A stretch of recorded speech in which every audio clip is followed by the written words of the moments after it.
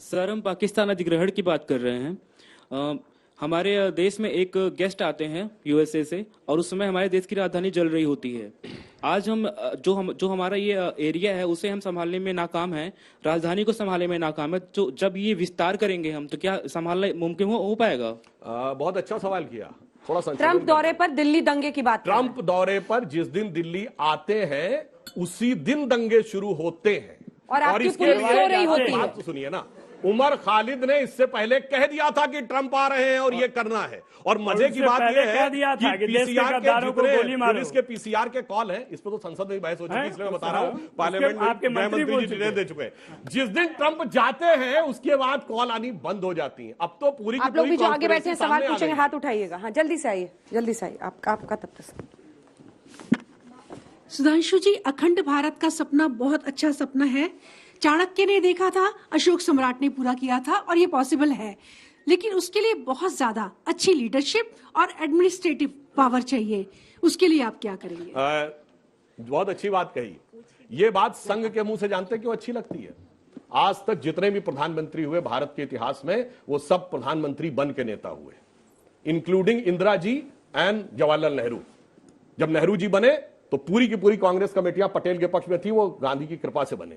जब इंदिरा जी बनी तो इंडिकेट सिंडिकेट की लड़ाई में यहां भी तो सब लोग संघ की कृपा से ही सब छोड़ दीजिए। अब केवल 2 प्रधानमंत्री हुए। मैं आपसे पूछता हूं, तो सब लोग संघ की कृपा से ही बनते हैं, मंत्री भी बनते हैं, उनके सेक्रेटरी भी बनते हैं। हमने कोई डिस्टर्बेंस नहीं किया आपके समय में।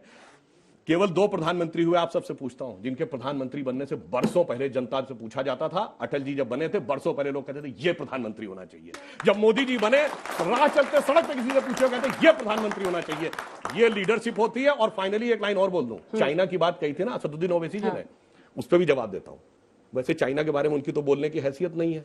वह जो टोपी दाढ़ी सब नुचवा लेता है, तोप लगा के मस्जिद उड़वा देता है, पर किसी की औकात नहीं है कि चाइनीज एम्बेसी के बाहर किसी मुस्लिम देश में प्रदर्शन तक हो जाए। खैर, अब जवाब देता हूं। हम चाइना को जानते हैं कैसे कंट्रोल करते हैं। मैं अपना कोट नहीं दे रहा हूं। एक हू शी बहुत बड़े चाइनीज थिंकर हुए हैं, पीकिंग यूनिवर्सिटी के वाइस चांसलर हुए हैं। उनका एक टर्म है, India has culturally dominated and controlled China for more than 2000 years without sending a single soldier across the border. और एक दौर आएगा जिस दिन चीन में सांस्कृतिक चेतना आएगी, जैसे सोवियत संघ के 15 घटक थे।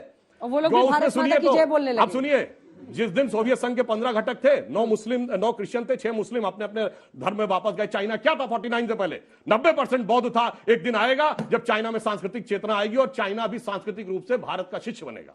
भारत माता की जय बोलेंगे सब वहां पर। सर, मेरा आप दोनों से सवाल है। हाल ही में रामनवमी में हमने देखा देश का क्या हाल हुआ था। 15 से 20 साल की बात कही गई है। अब मुझे कोई भी पार्टी ये बता दे कि 15 से 20 साल में क्या कोई एक पार्टी ऐसी है जो हमारे देश के लोगों को शांति से रहने दे सकती है? जवाब दीजिए। हाँ, ये तो बहुत अच्छी बात कही। एक ही पार्टी है जो शांति से रहने दे सकती है, बाकी सब पार्टियां अशांति के लिए ही लगी हुई है।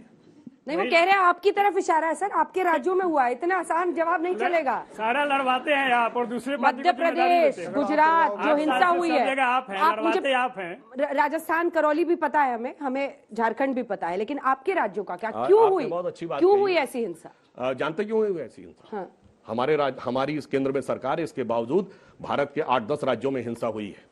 इसलिए ये कोई स्वतः स्फूर्त दंगा नहीं कहा जा सकता, योजना। और जानते क्यों हुई है? क्योंकि जब हमारी सरकार नहीं थी तब जानते क्या होता था? दिल्ली में धमाके, मुंबई में धमाके, जयपुर में धमाके, गुवाहाटी में धमाके, हैदराबाद में धमाके, बेंगलोर में धमाके, बनारस में धमाके, लखनऊ में धमाके, चलती ट्रेन में धमाके, चलती बस में धमाके। और जहां जाइए लिखा रहता था पार्क में छूना नहीं, धमाका हो सकता है। अब वो खत्म हो गया, अब वो हैसियत नहीं रह गई। तो अब पत्थर रख रख के शुरुआत कर रहे हैं। चिंता मत करिए, ये तमन्ना भी पूरी हो जाएगी। बुलडोजर नहीं, वैक्यूम क्लीनर भी चलेगा, जो कोने में रखी हुई गंदगी उसको भी साफ कर देगा। सर, ये आपकी 15-20 साल वोट लेने की ट्रिक तो नहीं है ना? जैसे 2022 में किसानों की आय दुगनी होने वाली थी, नहीं हुई, उसके लिए आप क्या? बहुत किसान की भी बात, बच्चे सब समझ रहे हैं। नहीं, बिल्कुल आपने बिल्कुल सही बात बम पड़ता था, पत्थरबाजी होती है। किसानों के जो सबसे बड़े अलंबरदार थे, ये बताइए, पंजाब में सबसे बड़े किसान नेता थे, नाम लूं उचित नहीं है, जमानत जब्त हो गई। और उत्तर प्रदेश में जो सबसे बड़े किसान नेता थे, उनके गांव में उतना वोट नहीं मिला जितनी उनकी पंचायत में लोग बैठे रहते थे। इसलिए पता लगता है कि एक क्रिएशन ऑफ ए इकोसिस्टम और धरातल पे यथार्थ में जमीन आसमान का अंतर है। तो क्यों वापस लिया फिर तीनों कृषि कानून आपने? हाँ, प्रधानमंत्री जी ने तो बोला था। तो जब माहौल बन रहा था तो क्यों वापस? प्रधानमंत्री जी ने क्या बोला था? प्रधानमंत्री जी ने कहा था कई बार होता यह है कि आप सही बात होने के बाद भी यदि परिवार का एक सदस्य उसको मानने को तैयार नहीं तो परिवार के मुखिया के रूप में उदार हृदय देते हुए उन्होंने उसको विड्रॉ किया था, क्योंकि उसमें देश विरोधी शक्तियां आकर अपना महीना लग गया अपना उदार होने। अगला सवाल मेरा समाजवादी पार्टी और इनसे प्रश्न है कि ये कहते हैं कि जातिवाद किसानों के ऊपर जो बीजेपी बांटती है लोगों को और उनको ओबीसी वगैरह वालों को कोई अपने इस पे रहने नहीं देते किसी भी रिजर्वेशन वगैरह में। तो मेरा ये कहना है जब चुनाव आते हैं लोकतंत्र का इतना बड़ा पर्व होता है तो उस पर्व में जो पार्टी जीत रही है 5 स्टेट में से 4 में जीत गई, अगर उनको सबने वोट दिए हैं तो वो फिर मुद्दा ही आपका खत्म हो जाता है ना। तो इस बारे में आप बोले। ये भाजपा के लोग हैं, आरएसएस के लोग हैं, लोगों को गुमराह करके रखते हैं। इनके पास जनता गुमराह होकर वोट दे देती है। ये लोगों को गुमराह करके रखते हैं, ये लोगों को नए नए ख्वाब दिखाते हैं। जनता की गलती है। किसानों को आय दुगनी करते हैं, किसानों को जितनी आई थी उतनी भी नहीं रही। अगर आप देखें आंकड़े उठाकर, ये मजदूरों को उत्थान की बात करते हैं, मजदूर दम तोड़ रहा है, मर रहा है। आजादी के बाद जब से भाजपा की सरकार इस देश में आई, सबसे ज्यादा किसानों ने आत्महत्या की है। गुजरात में सबसे ज्यादा की है, मध्य प्रदेश में उसके बाद की है, और जहां भाजपा की सरकार है बिहार में और जो गोवा में, वहां भी किसानों ने आत्महत्या की है। तो किसानों की तो ये बात ही नहीं करते, मजदूरों की बात ही नहीं करते। करेंगे जब चुनाव आएगा उस तब बात करेंगे ये। लेकिन जितना उत्पीड़न किसानों को ये करते हैं, नौजवानों को ये करते हैं, ये वो सरकार है। हालांकि सरकार बनाने में कामयाब हो गए। उनका जवाब पहली लाइन में दे दिया, जनता की गलती। नहीं, मैंने ये नहीं कहा, मैंने ये नहीं कहा, मैंने ये नहीं कहा। पहली लाइन यही थी, मैंने ये कहा कि ये जनता को गुमराह करके रखते हैं, ये जनता को दूसरी तरफ का आईना दिखाते हैं। जाके कमल पे बटन दबा देती है गुमराह देख सके, ये कहते हैं कि ये ठीक है, तो जनता इनके बहकावे में आ जाती है। लेकिन निश्चित रूप से आप जान लीजिए, ये भी जान ले कि ये इनका भ्रम का जो है ये एक कहानी है ना, खत्म हो जाएगी बहुत जल्दी। इनका भ्रम तोड़ देंगे यही दलित, यही पिछड़े और यही SC ST के लोग जब कहेंगे हमारा मुख्यमंत्री बनाइए, हमारा प्राइम मिनिस्टर बनाइए, हमारा नागरिक भ्रम तोड़ेंगे क्यों नहीं कहते? होम मिनिस्टर बनाइए। एक सेकंड मिस्टर आबिद, मेरा सवाल सुनिए। आप ये क्यों नहीं कहते कि देश के नागरिक इनका भ्रम तोड़ेंगे, दलित तोड़ेंगे, पिछड़े जो नागरिक तो है, आप खंडित तो आप कर रहे हैं, नागरिक ही तो है वो, खंडित तो आप कर रहे हैं, वोट बैंक की तरह आप लोगों को देखते हैं। अब बोलिए यूपी की जनता इनको अलग कर देगी। उनका भ्रम यही तोड़ देंगे बहुत जल्दी। कौन तोड़ देगा? निश्चित रूप जनता, दलित, जनता अब ठीक हो मजलूम सब तोड़ देंगे। पूरी तरह इनकी पार्टी हारेगी। सुधांशु सर, हमारा आपसे एक सवाल है। अखंड भारत का सपना देखना बहुत अच्छी बात है। क्या ये 2024 के इलेक्शन के लिए एक मैनिफेस्टो जो आरएसएस के तरफ से बुलवाया जा रहा है? दूसरा चीज, यदि अखंड भारत का हम सपना देख रहे हैं तो बंगाल में इतने हिंसा हो रहे हैं रिपीटेडली, आप उसके लिए क्या कर रही है आपकी गवर्नमेंट? देखिए, मैनिफेस्टो में इस बार लिखे हैं क्या नीचे अखंड भारत इन 10 years? मैं एक विषय कह दूं, अखंड भारत मान्यवर सपना नहीं संकल्प है।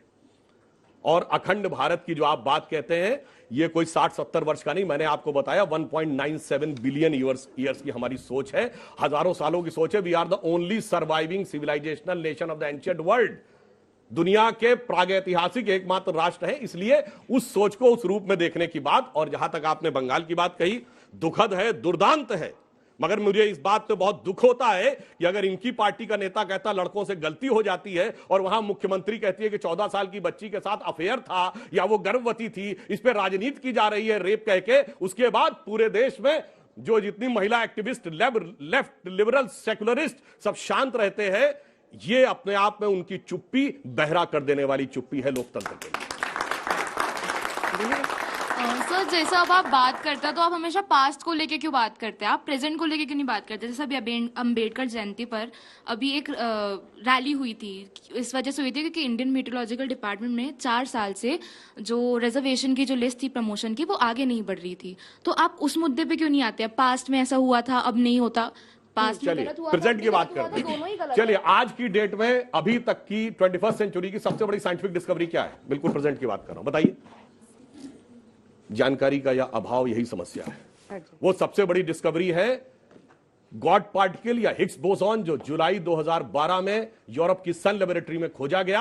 और जाके सन लेबोरेटरी की अगर आप लॉबी में देखेंगे तो वहां डांसिंग शिवा की नटराज की मूर्ति है, क्योंकि वहां का साइंटिस्ट ये कहता है कि अब now science has come to the conclusion that the perpetual creation and destruction of universe is like the cosmic dance of Shiva. और मैं चैलेंज करके कहता हूं, दुनिया की किसी साइंटिफिक लेबोरेटरी में किसी दूसरे धर्म के देवता या भगवान की मूर्ति साइंटिफिक थ्योरी को प्रेरणा देती हुई दिख रही हो तो मुझे बता दीजिएगा। ये आज की मैंने बात कही, लेटेस्ट साइंटिफिक डिस्कवरी। नौकरी पे सवाल पूछ रही थी सर, नौकरी पे पूछ रही थी, प्रमोशन की लिस्ट में पूछ रही थी, आप ये रेलवे की नौकरी पर बच्चों पर जो लाठी लगी उस पर पूछ रही थी। आप समझे ही नहीं प्रश्न। रीढ़ की हड्डी तोड़ दी लड़कों की। उन्होंने कहा पास्ट का, तो मैंने प्रेजेंट की बात की। और जहां तक नौकरी की बात है, प्रेजेंट में अरे बताइए, पुलिस ने एक बात और कहता हूं, हमारे जमाने में पूरी ईमानदारी और पारदर्शिता के साथ नौकरियां मिली हैं किसी भी राज्य में। हमारे यहाँ कभी अगर ऐसा हुआ हो, सुनिए ना, हमारे की बात करते हैं। अच्छा एक बात, चलिए छोड़िए,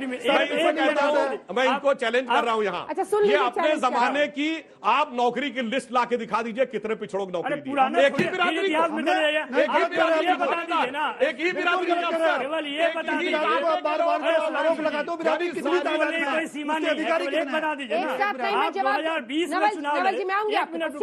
बहुत सुन लिया झूठ उनका। ठीक है, आपने चैलेंज दिया, वो ला रहे हैं। मैं बता रहा हूँ ना, 2020 में बिहार को प्लीज सर, मुझे आरोप का जवाब देने दीजिए। कोई नहीं सुन सकता अगर दो लोग एक साथ। समाजवादी पार्टी की सरकार थी तो तब के महामहिम राज्यपाल राम नाईक जी ने एक प्रेस कॉन्फ्रेंस की थी अपने संवैधानिक अधिकारों से बाहर जाकर बीजेपी के स्पोक्समैन की हैसियत से। जिस बिरादरी पर आरोप लगाते हैं उस उत्तर प्रदेश में उस बिरादरी के आईएएस कितने हैं, आईपीएस कितने हैं, पीसीएस कितने हैं, पीपीएस कितने हैं, ये बताएं जरा उसको। इसीलिए थानेदार उत्तर प्रदेश से 75 जिले हैं, इसीलिए थानेदार उत्तर प्रदेश से 75 डीएम चाहिए, 75 एसपी चाहिए, 18 कमिश्नर है चाहिए, 18 डीआईजी चाहिए। कितने चलो जितने थे उतने बन गए थे कि नहीं, गलत कर रहे हैं। आज देखिए क्या उत्तर प्रदेश में किस बिरादरी के लोग बैठे हुए हैं। दर्द क्या है कि उतने 35 जिलों में किस बिरादरी के लोग बैठे हुए हैं। नवल जी की बारी। आप देखिए एसपी कौन है, डीएम कौन है, आईजी कौन है, कमिश्नर कौन है, सीडीओ कौन है, डीएफओ कौन है। देखिए आप, रुकिए, दलित पिछड़े हैं, झूठ बोलने पिछड़े, झूठ बोलने के इतने माहिर आपकी तो गाड़ी नहीं आगे बढ़ रही। दलित बताइए ना, दलित को कहां जान से मारने लगे थे? सेक्रेटरी आप बनाइए, बनाइए होम सेक्रेटरी। नवल जी की बारी है। सुनिए ये नारा, एक मिनट, ये चढ़ गुंडन की छाती पर मोहर लगाओ हाथी पर, दलितों का नारा था, हमारा नहीं था। अरे सुनिए, आपने दलितों को बेहतर कर गुमराह करके अपनी साइड को बना लीजिए, आपके साथ आपके गेस्ट में आप बनाएंगे, प्लीज। आपके गेस्ट में आप बनाए, मेरा ये जिम्मेवारी नहीं बनता है कि उनको हम नवल जी बोलेंगे। बनाए अर्शद जी, मैं बात ऐसी करते हैं, सशक्त भारत चाहते हैं हम, सबसे दुनिया में सख्त हमारी तमन्ना है, हमारी पार्टी चाहती है कि भारत जो दुनिया में सबसे शक्तिशाली मुल्क बने, जिससे पूरी दुनिया डरे। ये नहीं चाहते हैं। अगर इतने ताकतवर लोग हैं, मैं लड़ने जाऊंगा चीन के खिलाफ, मेरी फैमिली जाएगी, मेरी फैमिली, मैं फ्रीडम फाइटिंग फैमिली से आता हूँ। सारे नेता बताते हैं, मैं नाम बता सकता हूँ आपको, मोहम्मद आरिफ अली खान, कासिम अली खान, अयाद अली खान, ये शहीद हुए हैं, रिकॉर्ड है हमारे पास, सर्टिफिकेट मिला है हमको। मैं चाहता हूं कि जो चीन ने हमारी जमीन कब्जाई है, चीन अंदर घुसा आ रहा है, अरुणाचल प्रदेश को बता रहा है अपना, मैं लड़ना जाना चाहता हूं। सुधांशु जी को मेरे साथ भेजिए, पूरी आरएसएस को भेजिए, बजरंग दल को भेजिए, शिवसेना को भेजिए, मैं चलूंगा ना। सबसे पहले मैं चीन के खिलाफ कार्रवाई करूंगा। अगर मैंने इस देश की मिट्टी में जन्म लिया है और ना करूं तो मैं सुसाइड कर लूंगा। ये चलेंगे? ये कभी नहीं चलेंगे। इनके पीएम भी नहीं कहेंगे ना चलेंगे। वाले को मौका अरे नवल जी को बोलने दीजिए। अर्शद आबिद जी, नहीं, मैं आपका भी साथी हूँ और इसमें कोई मुझे गुरेज नहीं है। पहली बार मुख्यमंत्री हम ही ने बनाया। मैं आपको बता रहा हूँ दोनों को। देखिए सुधांशु जी, उनके पार्टी और संघ की झूठ बोलने की क्षमता तो बहुत है, सच करने की क्षमता नहीं है। आप हाल फिलहाल में देखिए, बिहार में 2020 के चुनाव में निर्मला सीतारमण जी, देश की वित्त मंत्री, जाकर वहां पर वादा की कि 19 लाख रोजगार सृजन की बात करेंगे।